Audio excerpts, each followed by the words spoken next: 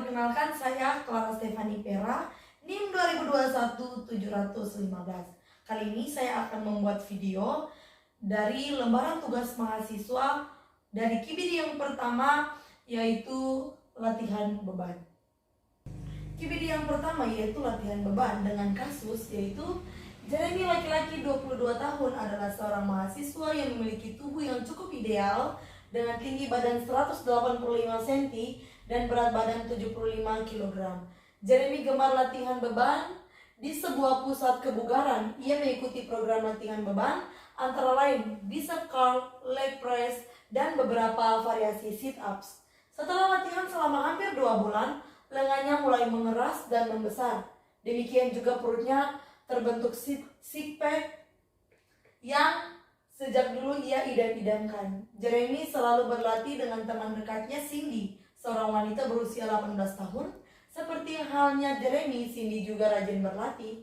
Namun demikian tidak terlalu tampak perubahan pada otot Cindy dan perutnya masih tampak gemuk. Setelah 2 bulan, Jeremy mulai jarang latihan. Dan dalam 1 bulan terakhir, Jeremy tidak pernah latihan lagi karena mulai sibuk menyusun skripsi. Ia merasa otot lengannya mulai mengendur dan six pack di perutnya mulai menghilang. Next, yaitu KIBID yang pertama nomor yang 1, yaitu dengan soal jelaskan struktur anatomi dan histologi otot. Next, poin pembahasan yang akan dibahas di nomor yang pertama ini yaitu anatomi otot ekstremitas atas dan bawah. Dan yang kedua yaitu struktur histologi otot. Next, yaitu ada struktur otot superior. Oke, pada gambaran ini ada terdapat musculus deltoideus, terdapat clavicula, ada musculus pectoralis major, kemudian ada musculus biceps brachii caput brief, kemudian ada nervus medianus, ada vena basilica, kemudian ada musculus biceps brachii, dan kemudian ada musculus brachialis.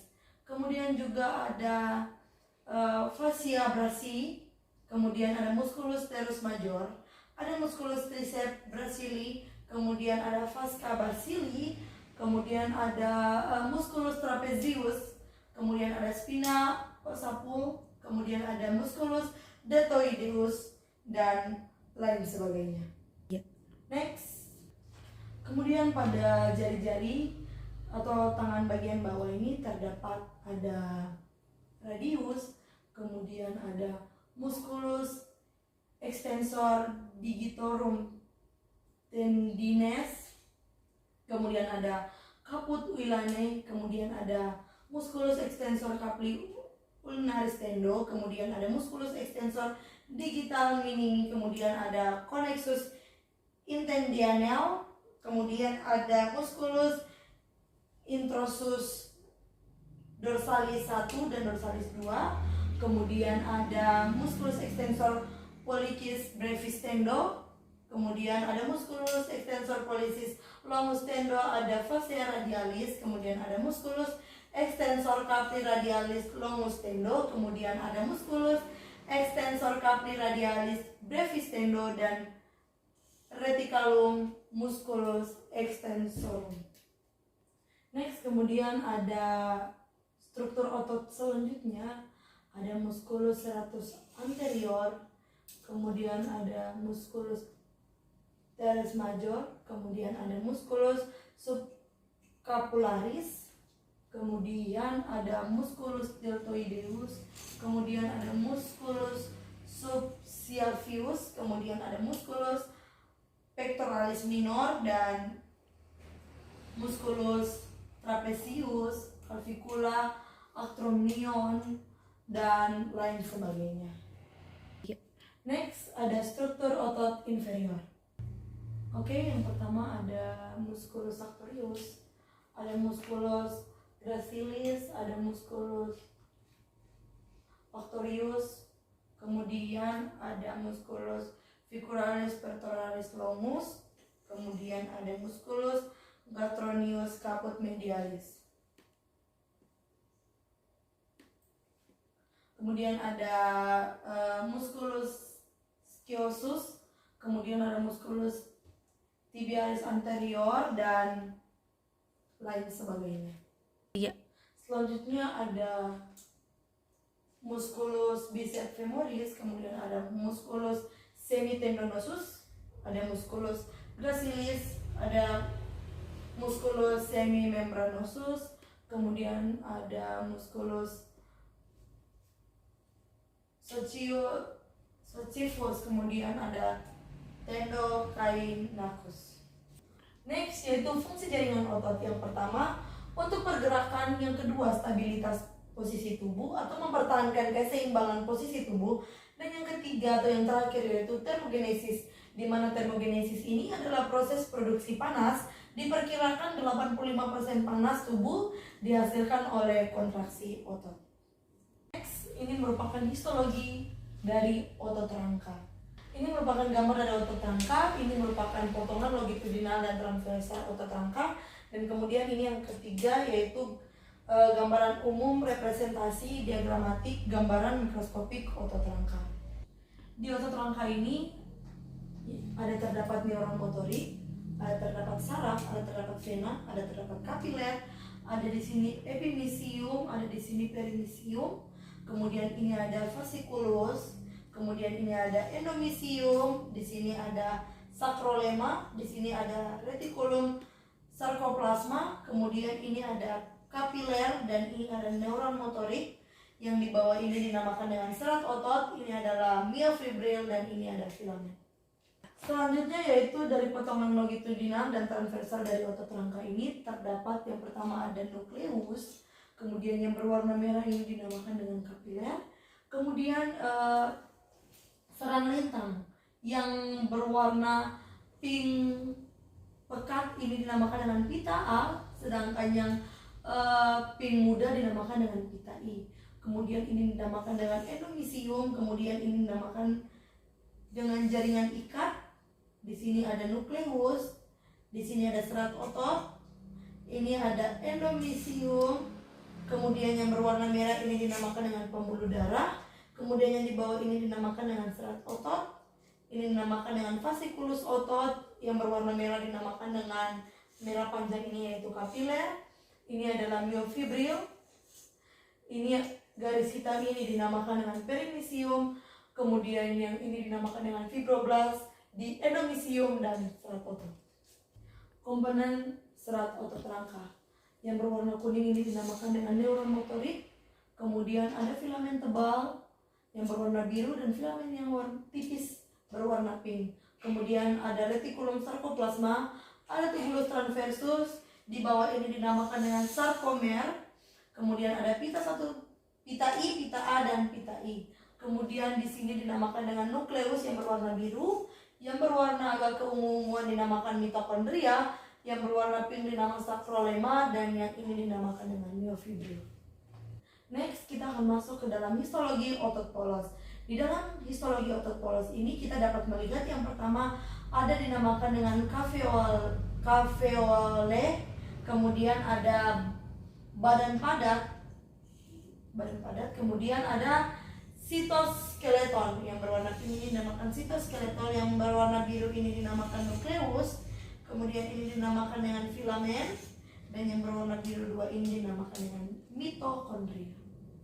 Next, kita akan masuk ke histologi otot jantung. Pada otot jantung ini kita dapat melihat yang pertama ada kapiler, yang besar berwarna merah ini nama kapiler, kemudian ini myofibril, ini ada filamen, kemudian yang berwarna kuning ini adalah daerah yang disebut dengan endomysium, kemudian yang garis yang berwarna merah zigzag ini dinamakan dengan discus intercalanus, kemudian ada sarkolema, kemudian yang berwarna kuning ini dinamakan dengan reticulum sarcoplasma, yang berwarna hijau dinamakan dengan tubulus transversus, yang berwarna ungu ini dinamakan dengan mitokondria, ini nama nukleus dinamakan dengan nukleus, kemudian yang kecil berwarna biru ini yaitu taut celah. Gambaran yang di atas ini adalah gambaran mikroskopik dari otot jantung. Dan kita akan masuk ke gambaran yang terakhir, yaitu representasi diagramatik gambaran mikroskopik dari otot jantung tersebut. Ada terdapat sarkolema, kemudian yang berwarna kuning reticulum sarcoplasma, yang berwarna hijau tubulus transversus, Kemudian yang berwarna biru ini mitokondria, ini adalah daerah sakromer. Yang berwarna biru ini dinamakan nukleus. Kemudian yang berwarna biru ini dinamakan filamen tebal atau molekul miosin. Sedangkan yang berwarna hijau ini di bawah garis ini dinamakan filamen tipis atau molekul aktin. Next, ini merupakan referensi yang kami gunakan dalam menyusun KBD yang pertama nomor 1. Kita masuk ke nomor selanjutnya, yaitu nomor yang kedua, dengan soal otot-otot apa saja yang terlibat dalam bicep curl, leg press, dan sit-ups. Bicep curl merupakan latihan otot lengan dengan penggerak utama yaitu bicep dan tricep. Kedua otot ini melekat pada tulang lengan atas humerus. Next. Ini merupakan latihan dari bicep curl dan otot-otot yang membantu dalam pergerakan ini yaitu ada bicep, tricep, kemudian ada tendon, dan teman-teman bisa lihat lagi gambaran yang lebih jelasnya yaitu ada otot bicep dan tricep. Kemudian latihan yang kedua yaitu leg press. Leg press adalah suatu latihan dengan duduk pada mesin leg press. Pada saat menggunakan leg press, otot-otot yang bekerja adalah otot paha depan dan otot paha belakang atau hamstrings, gluteus maksimum, serta otot-otot betis. Next. Ini adalah merupakan contoh dari latihan leg press. Ini adalah mesin leg press dan posisinya seperti ini. Kemudian terdapat otot-otot, yang pertama ada rectus femoris, kemudian ada vastus medialis, ada vastus lateralis, ada vastus intermedius. Kemudian pada hamstring muscle ada terdapat bicep femoris, ada terdapat semitendinosus dan semimembranosus. Next. Latihan yang ketiga atau yang terakhir yaitu sit up. Sit up adalah latihan beban tubuh yang menargetkan otot perut dan flexor pinggul. Keduanya bertanggung jawab untuk fleksi pinggul dan tulang belakang. Latihan ini dilakukan dengan berbaring terlentang. Dengan mengangkat tubuh dari latihan ini juga akan memperkuat dan mengencangkan otot abdomen. Next. Ini merupakan gambaran contoh dari latihan sit up. Dan anatomi dari sit up ini yang pertama ada rectoralis major, ada abdominus rectus, ada serratus, ada latissimus dorsi, dan external oblique. Kemudian ini adalah referensi yang kami gunakan dalam menyusun PPT KBD yang pertama nomor yang kedua. Next, kita akan masuk ke nomor yang ketiga dari KBD yang pertama, yaitu bagaimana mekanisme kerja kontraksi otot. Mekanismenya yang pertama adalah potensial aksi yang tiba di taut neurotransmitter akan merangsang pelepasan asetilkolin. Di mana sih taut neurotransmitter? Nah, ini adalah taut neurotransmitter. Ketika potensial aksi sudah berada di taut neurotransmitter, maka dia akan merangsang untuk pelepasan dari asetilkolin. Kemudian proses selanjutnya yaitu asetilkolin menyebabkan potensial aksi berpindah menembus membran permukaan dan bagian-bagian serat otot melalui tubulus T. Satu potensial aksi di tubulus T memicu pelepasan CH2+ dari retikulum sarkoplasma ke dalam sitosol. Teman-teman bisa mengikuti jalur panah ini. Ini adalah tubulus T. Dan next, proses yang ketiga yaitu CH2+ berikatan dengan troponin pada filamen tipis. Teman-teman bisa lihat pada gambar ini. Ini ada terdapat tropomyosin, filamen tipis, kemudian ada molekul aktin, filamen tebal, troponin, jembatan silang, myosin. Kemudian proses yang keempat yaitu pengikatan CH2+ ke dalam troponin menyebabkan pita tropomyosin bergeser dan bagian aktif aktin terekspos. Dan teman-teman bisa lihat gambarannya. Masuk ke proses yang kelima yaitu jembatan silang myosin melekat pada aktin. Lanjut ke proses yang keenam yaitu pengikatan ini memicu jembatan silang menekuk mendorong filamen tipis dan filamen tebal ke arah pusat sarkomer. Kayuhan kuat atau power stroke ini ditenagai oleh energi yang disediakan oleh ATP. Dan proses yang ketujuh yaitu setelah kayuhan kuat jembatan silang terlepas dari aktin, bila masih ada CH2+, maka siklus kembali ke tahap yang kelima. Tahap yang kelima yaitu jembatan silang myosin melekat pada aktin.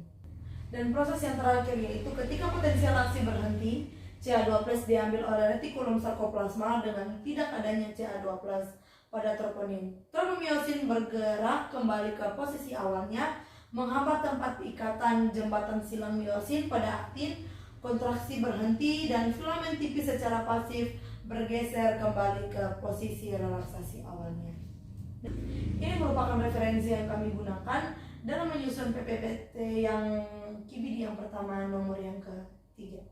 Next kita akan masuk ke KBD yang pertama nomor yang keempat, yaitu dengan soal bagaimana mekanisme kerja otot tersebut, otot apa yang menjadi otot penggerak utama, otot stabilizer atau penyokong, otot antagonis dari latihan bicep curl, leg press, dan sit up. Peranan otot rangkaian pertama ada agonis. Agonis otot yang menghasilkan gerak yang dikehendaki, sedangkan antagonis otot yang bekerja berlawanan dengan agonis. Stabilizer otot-otot yang bekerja pada satu segmen sehingga menggerakkan pada segmen yang berdekatan dapat terjadi. Yang pertama yaitu bicep curl, latihan otot lengan dengan penggerak utama yaitu bicep dan tricep. Mekanisme kerja otot pada bicep curl. Mekanisme dari otot ini yang pertama, gambaran yang pertama yaitu isometric contraction. Isometric contraction ini terjadi karena belum ada pergerakan atau movement, sehingga ototnya masih memanjang. Kemudian gambar yang kedua yaitu isotonic concentric contraction. Ini terjadi karena sudah ada pergerakan atau movement. Ketika terjadi pergerakan ke atas, maka otot lengan ini akan memendek. Dan gambaran yang terakhir yaitu isotonic eccentric contraction. Ini adalah pergerakan yang dimana tadi gambaran yang sebelumnya yaitu ototnya memendek karena dia mengangkat beban dan dia menggerakkan atau movement. Dan gambaran yang terakhir yaitu dia menurunkan beban atau dia menggerakkan beban itu ke arah ke bawah, sehingga yang tadinya ototnya sudah menjadi memendek akan menjadi panjang kembali. Next, otot penggerak utama dan otot stabilizer atau penyokong dari latihan tersebut adalah otot penggerak utama yaitu bicep. Di sini teman-teman bisa lihat otot-otot apa saja yang berperan dalam latihan ini. Ada bicep brachii, long head, dan short head. Kemudian ada brachialis dan brachioradialis. Next, latihan yang kedua yaitu leg press. Leg press adalah suatu latihan dengan duduk pada mesin leg press. Next, mekanisme kerja. Next, kemudian otot penggerak utama dan otot stabilizer atau penyokong dari latihan leg press ini. Otot penggerak utamanya yaitu quadricep, gluteus maximus, sedangkan stabilizernya yaitu gastrocnemius dan bicep femoris. Next, latihan yang terakhir atau yang ketiga yaitu sit up. Latihan beban tubuh yang menargetkan otot perut dan fleksor pinggul. Keduanya bertanggung jawab untuk fleksi pinggul dan tulang belakang. Next, ini adalah mekanisme kerja otot pada sit up. Dan otot penggerak utama dan otot stabilizer atau penyokong dari latihan sit up adalah yang pertama, penggerak utamanya yaitu rectus abdominis dan external oblique, yaitu rectus abdominus rectus dan external oblique. Sedangkan stabilizernya yaitu quadricep. Next, ini merupakan referensi yang kami gunakan dalam menyusun PPT KBD yang pertama nomor yang keempat. Kita akan masuk ke KBD yang pertama nomor yang kelima, yaitu dengan soal mengapa otot lengan bertambah besar dan keras setelah latihan. Next, yaitu latihan beban.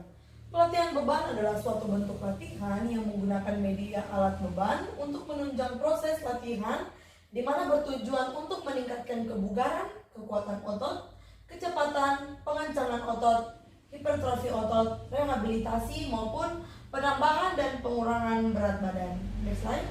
Efek latihan beban terhadap otot. Yang pertama, kapasitas sel-sel otot dalam menghasilkan daya akan meningkat dan atau menurun sesuai dengan tuntutan yang terjadi pada sistem perototan. Yang kedua, apabila sel-sel otot mengalami beban berlebih atau overload melebihi dari penggunaan normal sehari-hari seperti dalam melakukan program latihan beban, sel-sel otot ukurannya akan mengalami pembesaran atau hipertrofi di samping bertambah kuat.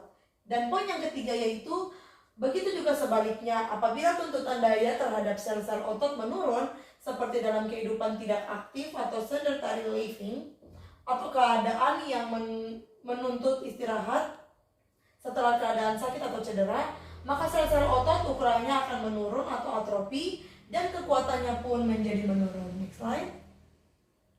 Faktor yang mempengaruhi kontraksi otot, yang pertama ada rangsangan persyarafan, yang kedua tipe serabut otot, yang ketiga prinsip penambahan beban secara bertahap, yang keempat prinsip beban berlebihan atau overload, yang kelima prinsip pengaturan latihan, dan yang keenam yaitu prinsip spesifikasi dari pelatihan. Next, kemudian ini adalah referensi yang kami gunakan dalam menyusun PPT KBD yang pertama nomor yang kelima. Next, kita akan masuk ke dalam KBD yang pertama nomor yang keenam, yaitu dengan soal faktor apa yang mempengaruhi besar dan bentuk otot ditinjau dari strukturnya, materi pembentukannya, atau jaringan otot, dan dari jenis latihannya. Next, ini merupakan struktur otot. Struktur otot ini yang sudah dijelaskan di nomor-nomor sebelumnya, jadi teman-teman bisa dengarkan dari awal sehingga dapat dipahami struktur otot tersebut. Otot bukan merupakan organ yang selnya mengalami pembelahan. Yang kedua yaitu 3 lapisan dari otot. Yang pertama ada epimysium, perimysium, dan endomysium. Apabila muscle fiber mengalami kerusakan akan digantikan dengan sel yang baru atau regenerasi, O2 dan nutrisi. Kemudian dari olahraga akan memicu kerja otot jantung dan kemudian akan berlangsung ke sirkulasi darah merah. Next. Ini adalah faktor biologis dari pembentukan otot. Yang pertama karena faktor usia dan yang kedua ada faktor nutrisi. Faktor nutrisi ini teman-teman bisa lihat di sini makanan yang bagus untuk membentuk otot. Yang pertama ada daging sapi, daging ayam, putih telur, oatmeal, dan nasi coklat. Dan makanan-makanan ini adalah makanan yang dapat membantu untuk pembentukan dari otot kita. Oke. Faktor biologis yang pertama, perkembangan otot pada laki-laki dan perempuan pada awalnya sama. Kadar hormon testosteron atau hormon anabolik pada laki-laki yang meningkat setelah pubertas. Yang ketiga yaitu ukuran otot yang besar akan meningkatkan kekuatan otot, dan pada laki-laki kekuatan otot mencapai puncaknya pada usia 20-an. Dan yang keempat yaitu hormon anabolik ini bisa terbentuk secara alami dari dalam tubuh atau secara sintetik yang bisa diperoleh melalui injeksi anabolik, steroid maupun obat. Next. Latihan beban. Latihan beban akan mengaktifkan jalur transduksi sinyal yang mengatur sintesis protein otot, degenerasi protein, transkripsi, dan perilaku sel satelit.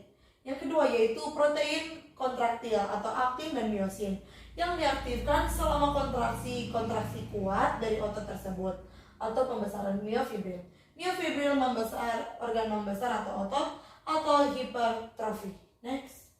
Ini merupakan referensi yang kami gunakan dalam menyusun PPT KBD yang pertama nomor yang ke-6. Next, KBD yang pertama nomor yang ke-7 dengan soal yaitu bagaimana proses metabolisme saat otot bekerja. Next. Terdapat agenda atau poin pembahasan yang akan kita bahas di nomor yang ke-7 ini. Yang pertama ada definisi metabolisme dan yang kedua ada jalur metabolisme otot. Next. Definisi metabolisme. Metabolisme merupakan salah satu proses yang sangat penting yang terjadi pada makhluk hidup. Karena dalam proses ini selain terjadi reaksi yang simultan, juga terjadi proses penghasilan energi untuk kelangsungan hidup makhluk hidup. Next. Jalur metabolik otot. Ini merupakan jalur metabolik otot yang akan dimulai dari yang pertama yaitu kontraksi. Selama kontraksi otot, ATP diuraikan oleh miosin ATPase untuk menjalankan kayuhan kuat jembatan silang sebelum siklus lainnya dapat dimulai. Kemudian yang kedua yaitu relaksasi. Selama relaksasi, ATP diperlukan untuk menjalankan pompa Ca2+ yang memindahkan Ca2+ kembali ke dalam kantung lateral retikulum sarkoplasma. Kemudian dari proses yang kedua ini akan masuk ke proses yang ketiga, dan proses yang ketiga ini akan dibagi dalam 3A, 3B, dan 3C. Yang pertama yaitu 3A. 3A ini merupakan pemindahan fosfat berenergi tinggi dari kreatinin fosfat ke ADP atau sumber segera. Kemudian dari 3A akan menuju ke 3B. 3B yaitu fosforilasis oksidatif atau sumber utama jika ada O2. Dijalankan oleh glukosa yang berasal dari simpangan glikogen otot atau oleh glukosa dan asam lemak yang disalurkan oleh darah. Dan yang ketiga yaitu ada glikolisis atau sumber utama jika tidak ada O2 atau oksigen. Pirufat, produk akhir glikolisis, diubah menjadi laktat ketika ketidakadaan O2 atau oksigen, menghambat pemrosesan lebih lanjut pirufat oleh jalur fosforilasis oksidatif. Next. Ini merupakan referensi yang kami gunakan dalam menyusun KBD yang pertama nomor yang ke-7. Next yaitu nomor yang ke-8. Hal apakah yang mempengaruhi bentuk otot ditinjau dari gender? Bagaimana mekanismenya? Next. Pada laki-laki dan perempuan terdapat perbedaan komposisi tubuh antara perempuan dan laki-laki sebelum usia pubertas. Namun pada usia pubertas perbedaan menjadi sangat besar, di mana perempuan memiliki lebih banyak deposit lemak, sedangkan pada laki-laki terbentuk lebih banyak jaringan otot. Bertambahnya massa otot setelah pubertas berpengaruh terhadap kekuatan otot. Laki-laki memiliki kekuatan otot yang lebih besar daripada perempuan. Perbedaan ini disebabkan karena pada laki-laki ada penambahan sekresi hormon testosteron. Next. Pengaruh testosteron. Yang pertama, serat otot pria lebih tebal dan karenanya otot-otot mereka lebih besar dan kuat daripada otot wanita, bahkan tanpa latihan beban, karena efek testosteron, suatu hormon steroid yang terutama dikeluarkan pada pria. Testosteron mendorong sintesis dan penyusunan miosin dan aktin. Kenyataan ini mendorong sebagian atlet, baik pria maupun wanita, menggunakan secara berbahaya bahan ini atau steroid terkait untuk meningkatkan performa atlet mereka. Kemudian ada pengaruh androgen. Androgen yang dipercayai berperan penting dalam lonjakan pertumbuhan masa pubertas. Secara kuat merangsang sintesis protein di banyak organ. Kemudian yang kedua, androgen merangsang pertumbuhan linear, meningkatkan berat, dan menambah massa otot. Yang ketiga yaitu androgen paling poten, testosteron testis, menyebabkan pria membentuk otot yang lebih berat daripada wanita. Kemudian efek androgen dalam mendorong pertumbuhan bergantung pada keberadaan growth hormone atau GH. Androgen hampir sama sekali tidak berefek pada pertumbuhan tubuh jika tidak terdapat growth hormone atau GH. Tetapi keberadaan GH akan secara sinergistis meningkatkan pertumbuhan linear. Next. Hipertrofi otot. Yang pertama, ukuran sebenarnya otot dapat ditingkatkan dengan latihan resistensi anaerob berintensitas tinggi dan berdurasi singkat, misalnya angkat beban. Yang kedua, pembesaran otot yang terjadi disebabkan oleh meningkatnya garis tengah atau hipertrofi serat-serat glikolitik cepat yang diaktifkan selama kontraksi-kontraksi kuat tersebut. Sebagian besar penebalan serat disebabkan oleh meningkatnya sintesis filamen aktin dan miosin. Dan yang ketiga yaitu stres mekanis yang ditimbulkan latihan resistensi pada serat-serat otot memicu protein-protein menyalur sinyal yang mengaktifkan gen-gen yang mengarahkan sintesis lebih banyak protein kontraktil ini. Latihan beban yang intensif dapat meningkatkan ukuran otot 2 atau 3 kali lipat. Otot-otot yang menonjol beradaptasi baik untuk aktivitas yang mengeluarkan kekuatan intens untuk waktu singkat, tetapi daya tahan tidak berubah. Kemudian ini adalah daftar pustaka atau referensi yang kami gunakan dalam menyusun KBD yang pertama nomor yang ke-8. Next, kita akan masuk ke nomor yang terakhir atau nomor yang ke-9 dengan soal yaitu mengapa setelah lama tidak latihan otot lengan dan perutnya berubah, bagaimana mekanisme perubahan tersebut. Next yaitu atrofi otot. Yang pertama, hipertrofi otot merupakan peningkatan massa total otot suatu otot. Kemudian atrofi otot merupakan penurunan ukuran jaringan atau organ karena penyusutan sel. Atrofi otot merupakan suatu kondisi saat Anda mulai kehilangan massa otot karena terjadi penyusutan. Penurunan ukuran sel disebabkan oleh hilangnya organel, sitoplasma, dan protein. Next. Ini merupakan mekanisme yang akan terjadi. Next. Kaitannya pada kasus. Setelah 2 bulan, Jeremy mulai jarang latihan dan badan 1 bulan terakhir Jeremy tidak pernah latihan lagi karena mulai sibuk menyusun skripsi. Ia merasa otot lengannya mulai mengendur dan six-pack di perutnya mulai menghilang. Dimana seperti penjelasan sebelumnya bahwa suatu kondisi saat Anda mulai kehilangan massa otot karena terjadi penyusutan, kondisi ini bisa terjadi karena berbagai hal. Misalnya terlalu lama tidak dipakai, bila suatu otot tidak dipakai selama berminggu-minggu, kecepatan penghancuran protein kontraktil akan berlangsung lebih cepat daripada kecepatan penggantian. Oleh karena itu terjadi atrofi otot. Next, kemudian ini adalah referensi yang kami gunakan dalam menyusun KBD yang pertama, nomor yang ke-9. Sekian pemaparan materi yang telah saya bawakan. Terima kasih, semoga ilmu yang sudah saya bagikan dapat bermanfaat bagi kita semua. Terima kasih.